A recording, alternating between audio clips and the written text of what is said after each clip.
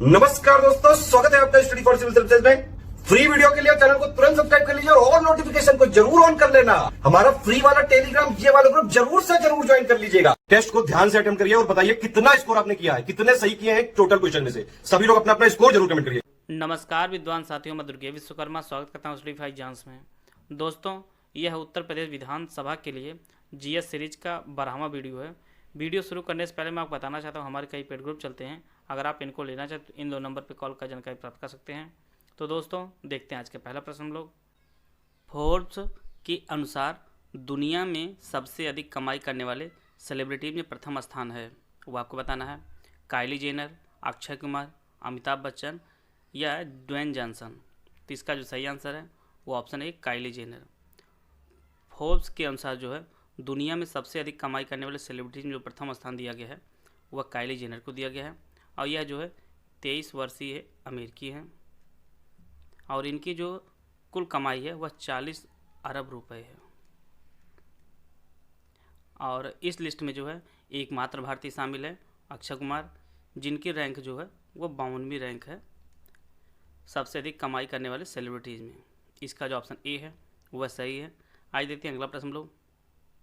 हाल ही में शाहीन हवाई युद्ध अभ्यास चीन और किस देश के मध्य आयोजित हुआ है? भारत, इंडोनेशिया, रूस, पाकिस्तान।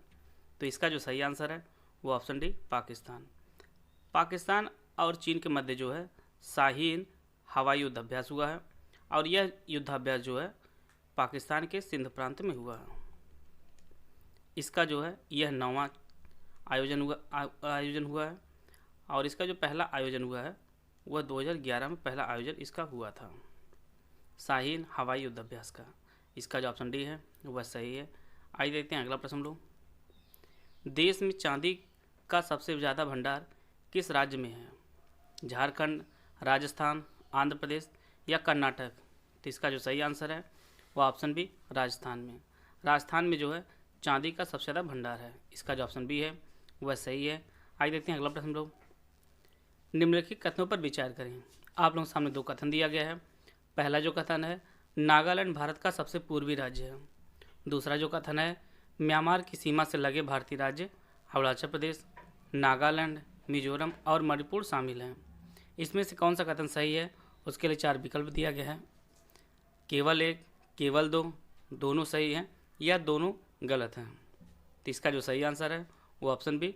इसका जो दूसरा कथन वह सही है कि म्यांमार की सीमा से लगे भारतीय राज्य अरुणाचल प्रदेश, नागालैंड, मिजोरम और मणिपुर शामिल हैं। इसका जो पहला कथन वह गलत है। नागालैंड भारत का सबसे पूर्वी राज्य नहीं है बल्कि अरुणाचल प्रदेश है। अरुणाचल प्रदेश है भारत का सबसे पूर्वी राज्य। तो इसका जो ऑप्शन बी है वह सही है। आइए देखते हैं अगला प्रश्न हम लोग। जेबेल अली है संयुक्त अरब अमीरात में नवीन खोजा गया प्राकृतिक गैस, कृत्रिम द्वीप, भारत में खोजी गई नई कोयला खान या तितली की नई प्रजाति। तो इसका जो सही आंसर है वह ऑप्शन ए संयुक्त अरब अमीरात में नवीन खोजा गया प्राकृतिक गैस क्षेत्र जो है वह जेबेल अली है और यह जो है कुल 80 ट्रिलियन स्टैंडर्ड क्यूबिक फीट की क्षमता वाला जो है यह खोजा गया है। 80 ट्रिलियन और यह एक प्राकृतिक गैस क्षेत्र है। इसका जो ऑप्शन ए है वह सही है। आइए देखते हैं अगला प्रश्न हम लोग। हाल ही में अंतर्राष्ट्रीय बाल शांति पुरस्कार किसे प्रदान किया गया है? AR रहमान, सादत रहमान, यामिनी कृष्णमूर्ति, राजेश कुमार। तो इसका जो सही आंसर है वह ऑप्शन बी सादत रहमान।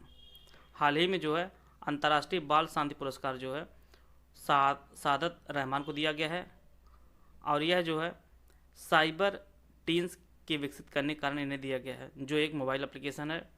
और यह पुरस्कार जो है मलाला यूसुफजई ने दिया है और मलाला यूसुफजई को 2014 में जो है शांति का नोबेल पुरस्कार प्राप्त हुआ था। इसका जो ऑप्शन बी है वह सही है। आइए देखते हैं अगला प्रश्न हम लोग। कृत्रिम हीरा है silver carbide, calcium carbide, silicon carbide या सोडियम कार्बाइड। तो इसका जो सही आंसर है वो ऑप्शन सी सिलिकॉन कार्बाइड को जो है कृत्रिम हीरा कहा जाता है और इसका जो रासायनिक सूत्र होता है वह SiC होता है इसका रासायनिक सूत्र। और इसे जो है 1891 में जो है एडवर्ड आचेसन ने खोजा था। एडवर्ड आचेसन ने खोजा था। इसका जो ऑप्शन सी है वह सही है। आइए देखते हैं अगला प्रश्न हम लोग। विधियों का समान संरक्षण वाक्यांश किस देश के संविधान से लिया गया है? कनाडा के संविधान से, अमेरिकी संविधान से, फ्रांस के संविधान से या जर्मनी के संविधान से? तो इसका जो सही आंसर है वह ऑप्शन बी, अमेरिकी संविधान से लिया गया है विधियों का समान संरक्षण वाक्यांश। इसका जो ऑप्शन बी है वह सही है। और इसका जो अर्थ होता है सभी लोगों पर समान कानून लागू हो और उसी के अनुसार जो है न्याय दिया जाना चाहिए। विधियों के समान संरक्षण वाक्यांश का अर्थ जो होता है। आइए देखते हैं अगला प्रश्न हम लोग। जम्मू और कश्मीर के लद्दाख क्षेत्र में स्थित यह दर्रा भारत का सबसे ऊंचा दर्रा है। यह आपको बताना कौन से दर्रे के बारे में बात हो रही है? काराकोरम, बुर्जिला, पीर पंजाल या सिपकीला? तो इसका जो सही आंसर है वो ऑप्शन बी जो है इसका सही, बुर्जिला दर्रा के बारे में बात हो रही है। और यह जो है जम्मू कश्मीर के लद्दाख क्षेत्र में स्थित है। और इसकी जो कुल ऊंचाई है वह जो है 4100 मीटर जो है समुद्र तल से इसकी ऊंचाई है। और यह जो है पाक अधिकृत कश्मीर एवं कश्मीर घाटी को जोड़ता है बुर्जिल दर्रा। इसका जो ऑप्शन बी है वह सही है। आइए देखते हैं अगला प्रश्न हम लोग।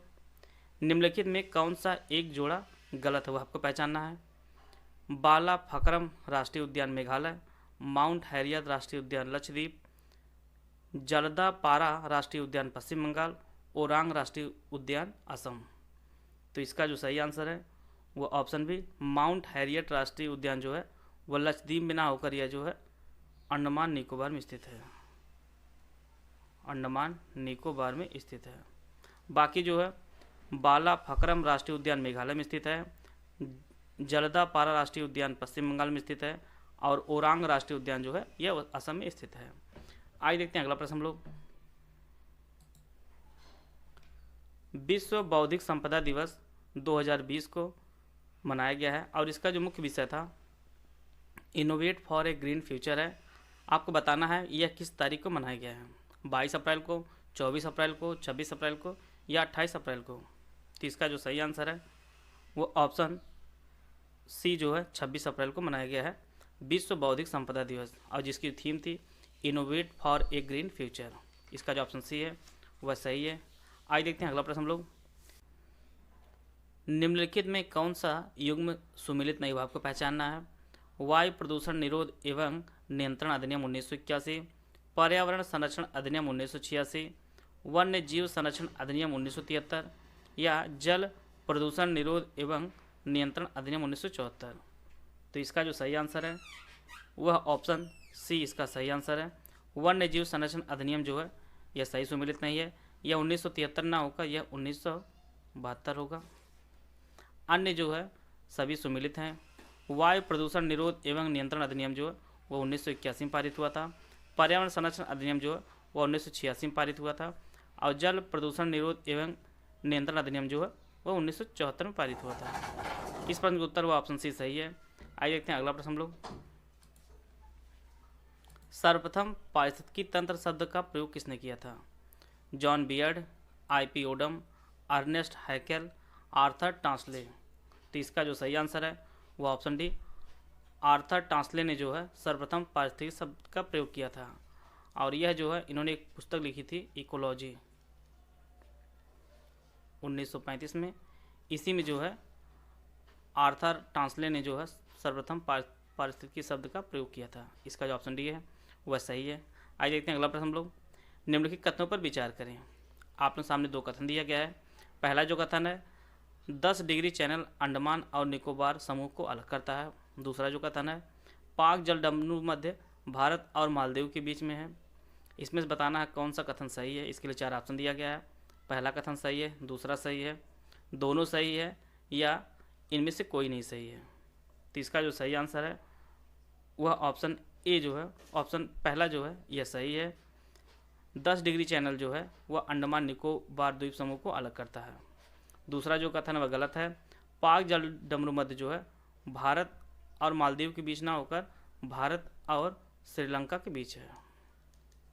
पाल जल डमरू मध्य। तो इसका जो पहला जो ऑप्शन है वह सही है। आइए देखते हैं अगला प्रश्न हम लोग।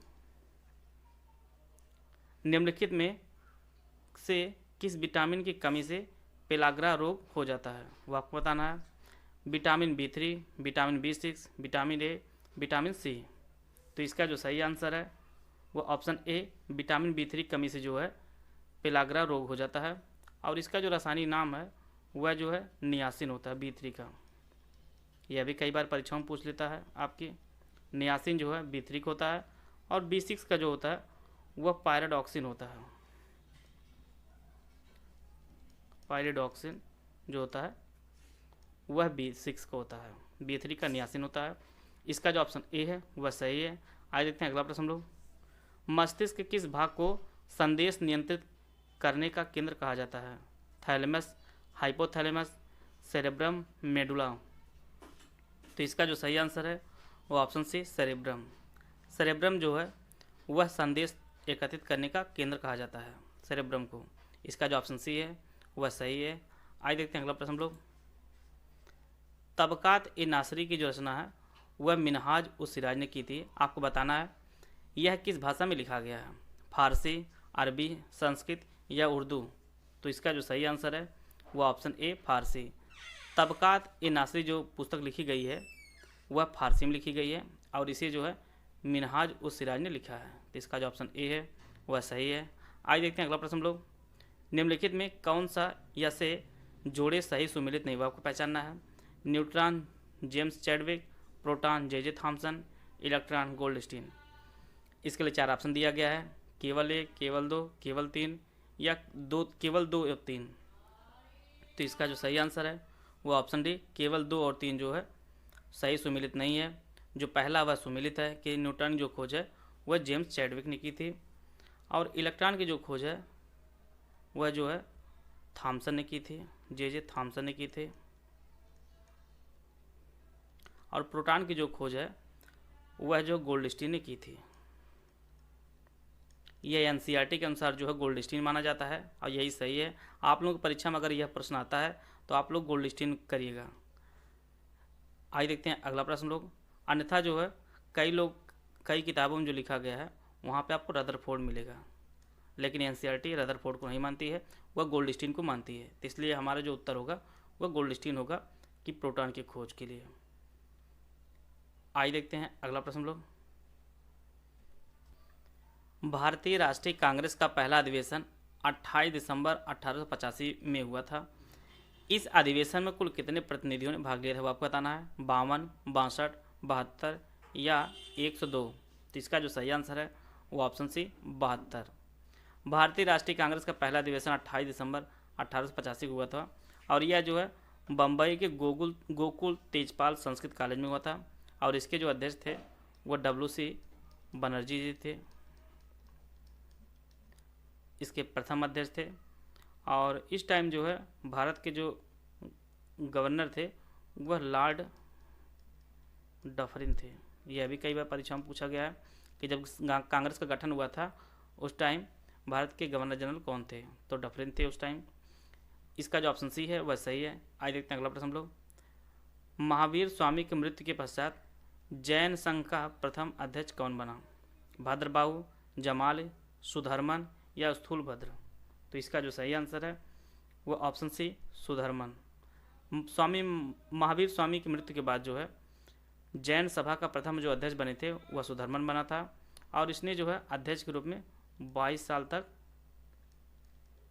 जैन संघ का नेतृत्व किया था। इसका जो ऑप्शन सी है वह सही है। आइए देखते हैं अगला प्रश्न हम लोग। निम्नलिखित में से जैकोबिन क्लब का स्थापना किसने की थी, रणजीत सिंह ने, टीपू सुल्तान ने, सिताब रॉय ने या सैयद गुलाब हुसैन ने। तो इसका जो सही आंसर है वह ऑप्शन बी, टीपू सुल्तान ने जो है जैकोबिन क्लब की स्थापना की थी। इसका जो ऑप्शन बी है वह सही है। आइए देखते हैं अगला प्रश्न हम लोग। निम्नलिखित में से कोल विद्रोह कब हुआ था, 1831-32 में, 1855-56 में, 1819-31 में या 1844-46 में। तो इसका जो सही आंसर है वो ऑप्शन ए, 1831 1832 में जो है कोल विद्रोह हुआ था, और यह विद्रोह जो है कोल जनजाति द्वारा जो है अंग्रेजों के खिलाफ हुआ था। अंग्रेजों के खिलाफ कोल जनजाति के लोगों ने किया था 1831-32 में। इसका जो ऑप्शन ए है वह सही है। आइए देखते हैं अगला प्रश्न हम लोग। निम्नलिखित में से किस देश का आलिखित संविधान है, वह आपको बताना है।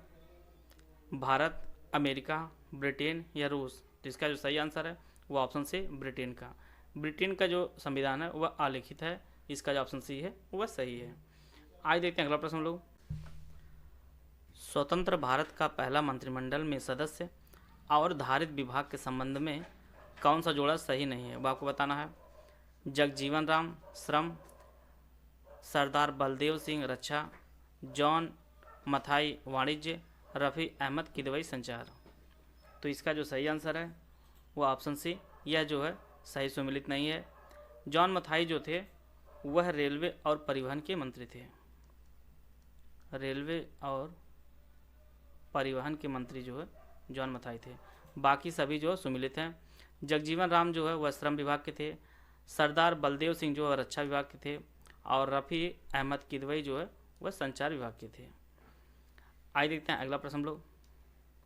हिम तेंदुआ किस राज्य का राजकीय पशु है, वो आपको बताना है। सिक्किम, जम्मू कश्मीर, अरुणाचल प्रदेश, हिमाचल प्रदेश। तो इसका जो सही आंसर है वो option D Himachal Pradesh. Him तेंदुआ जो है वह हिमाचल प्रदेश का राजकीय पशु है, और हिमाचल प्रदेश जो वर्तमान मुख्यमंत्री हैं वह जयराम ठाकुर जी हैं। इसका जो ऑप्शन डी है वह सही है। वीडियो अगर आपको अच्छा लगा तो आप लाइक कर सकते हैं, चैनल सब्सक्राइब कर लीजिए। वीडियो को पूरा देखने धन्यवाद। जय हिंद, जय भारत।